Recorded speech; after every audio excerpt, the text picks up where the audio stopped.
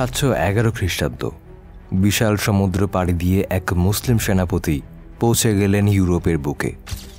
তিনি এসেছিলেন মাত্র 7,000 সৈন্য নিয়ে, কিন্তু রেখে গেলেন ইতিহাসের এক অমর চিহ্ন। তারিক ইবনে জিয়াদ, এই নামটি আজও গর্বের সাথে উচ্চারিত হয়। কে ছিলেন তারিক ইবনে জিয়াদ? তারিক ইবনে জিয়াদ ছিলেন উত্তর আফ্রিকার একজন বীর মুসলিম সেনাপতি। তিনি বারবারত্রা প্রদেশের গভর্নর মুসা ইবনে নুসাইয়ের অধীনে কাজ করতেন।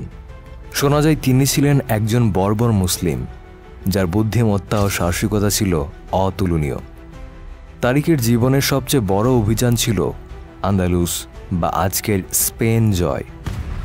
আন্দালুস অভিযানের শুরু 711 খ্রিস্টাব্দে মাত্র 7,000 সৈন্য নিয়ে তারিক জিব্রাল্টার প্রণালী পাড়ি দেন।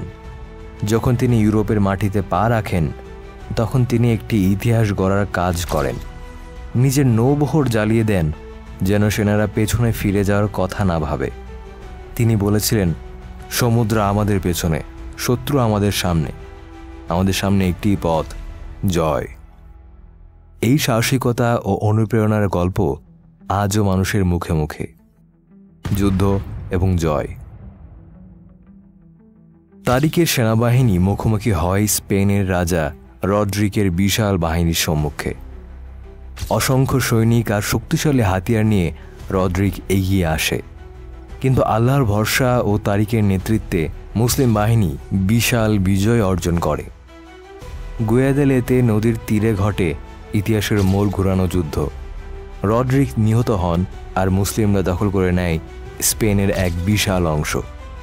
এভাবে ইউরোপে মুসলিম সভ্যতার সূচনা হয়, যা ইউরোপে প্রায় 800 বছর টিকেছিল। তারিকের উত্তরাধিকার। তারিক ইবনে জিয়াদের নামে আজও পরিচিত জায়গা জাবাল আত তারিক, যা আজকে আমরা চিনি জিব্রাল্টার নামে। তিনি শুধু একজন সেনাপতি ছিলেন না, ছিলেন একজন দূরদর্শী নেতা। তারিক দেখিয়ে দিয়েছিলেন আদর্শ, সাহস এবং নেতৃত্ব মিলে কিভাবে ইতিহাস বদলে দেওয়া যায়। আজও ইউরোপের ইতিহাসে তারিক ইবনে জিয়াদ এক অমর নাম।